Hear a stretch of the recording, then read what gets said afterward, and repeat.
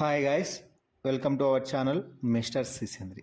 బ్రహ్మం గారు తన కాలజ్ఞానంలో చెప్పినట్టు ప్రస్తుతం కొన్ని అత్యంత హీనమైన సంఘటనలు జరుగుతున్నాయి.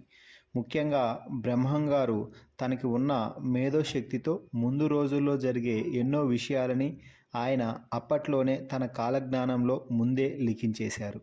అయితే బ్రహ్మం గారు తన కాలజ్ఞానంలో చెప్పిన కొన్ని విషయాలు జరిగితే మరికొన్ని జరగలేదు.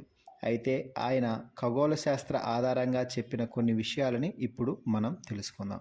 ప్రపంచంలో ఏ వింత ఎక్కడ జరిగినా కూడా బ్రహ్మం గారు ఈ వింత గురించి అప్పుడే చెప్పారు అని చెప్పడం అందరికీ తెలిసిన సంగతే. అయితే ఆయన చెప్పిన కొన్ని విషయాల గురించి ఇప్పుడు తెలుసుకునే ప్రయత్నం చేద్దాం. ముఖ్యంగా ఆయన తెరపై మెరిసిన వారే రాజకీయాల్లోకి ఎంట్రీ ఇచ్చి ప్రజలను ఏలుతారు అని చెప్పారు. ఆయన చెప్పినట్టే ఎంతోమంది సినీ నటులు ఆ తర్వాత రాజకీయాల్లోకి వచ్చి కీలక పాత్ర పోషించారు, ప్రస్తుతం పోషిస్తున్నారు కూడా. ఎడ్లు లేకుండానే బండ్లు నడుస్తాయి అని చెప్పారు. దానికి నిదర్శనమే ఇప్పుడు మనం వాడుతున్న బైక్స్, కార్లు, అలాగే ఆకాశంలో ఎగిరే పక్షుల వాహనాలు కూలి ప్రజలు చనిపోతారు అని చెప్పారు. ఆయన చెప్పినట్టే ఇప్పటికే ఎన్నో విమానాలు ప్రమాదాలకు గురై ఎంతోమంది మరణించడం అయితే జరిగింది. అయితే ఆయన చెప్పిన ప్రతి విషయంలో ఎలా జరుగుతున్నాయి అని ప్రజలు, శాస్త్రవేత్తలు ఆశ్చర్యపోతున్నారు. ఇంకా బ్రహ్మం గారు ఏం చెప్పారు అంటే ఏ ఇంటికి కూడా యజమానులు అంటూ ఉండరు, ఎవరికి వారే యజమానులు. ఉమ్మడి కుటుంబాలు అనేవి రాను రాను కనుమరుగైపోతాయి అని చెప్పారు. ఇప్పటికే చాలా వరకు ఉమ్మడి కుటుంబాలు అనేవి సినిమాల్లో మాత్రమే కనిపిస్తున్నాయి. ఆడ మగ వావి వరుస మరిచి ప్రవర్తిస్తారని చెప్పారు. వేశ్యల వల్ల ప్రజలు భయంకరమైన వ్యాధులకు గురవుతారని, అందరికీ మనుషుల కంటే డబ్బే ప్రధానం అవుతుంది అని అప్పుడే తాళపత్రాలలో చాలా స్పష్టంగా తెలియజేయడం అయితే జరిగింది. రాజులు తమ రాజధర్మాన్ని మరిచి విందు వినోదాలతో మునిగిపోతారని చెప్పారు. శాంతమూర్తులకి కూడా విపరీతమైన కోపం వస్తుంది అని చెప్పారు. వివిధ వర్ణాల వారు తమ ధర్మాన్ని మరిచి ఇతర ధర్మాల కోసం తాయెత్తుల ముందుకు పోతారని చెప్పాడు.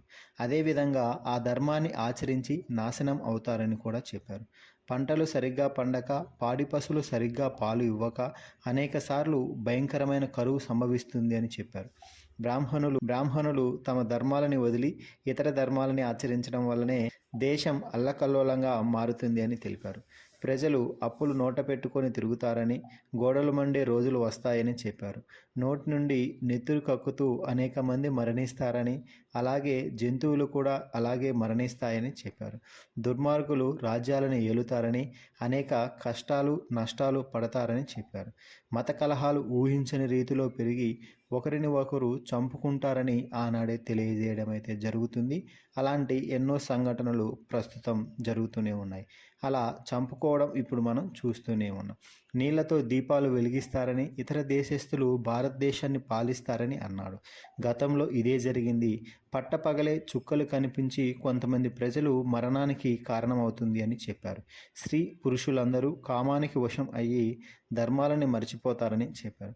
తిరుమల శ్రీవారి క్షేత్రంలో దొంగతనాలు, దోపిడీలు జరుగుతాయని, 5,000 ఏళ్ల తర్వాత గంగ పూర్తిగా కనిపించకుండా మాయమైపోతుంది అని తెలిపారు. కృష్ణానది మధ్య బంగారు తేరు పుడుతుంది అని, అది చూసిన వారి కళ్ళు కనిపించకుండా పోతాయని తెలిపారు. ప్రపంచంలో రోజురోజుకి పాపాత్ముల సంఖ్య పెరిగి పుణ్యాత్ముల సంఖ్య గణనీయంగా తగ్గిపోతుంది అని తెలియజేయడం అయితే జరిగింది.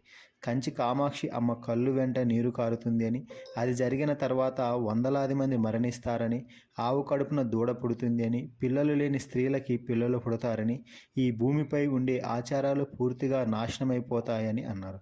శ్రీశైలం ఆలయం దగ్గర మందు, చేపలు అమ్ముతారని తెలిపారు. ఇక 2027వ సంవత్సరంలో సంభవించే సూర్యగ్రహణం భూమిపై అత్యంత ప్రభావం చూపిస్తుందని తెలియజేయడం అయితే జరిగింది.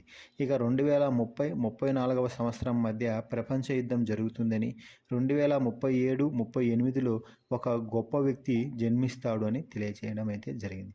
ఇక 2040-41లో ఇండియా పాక్ మధ్య పెద్ద యుద్ధం జరుగుతుందని, అలాగే 2042 నాటికి భారత భూభాగం చాలా వరకు తగ్గిపోతుందని తెలియజేయడం జరిగింది.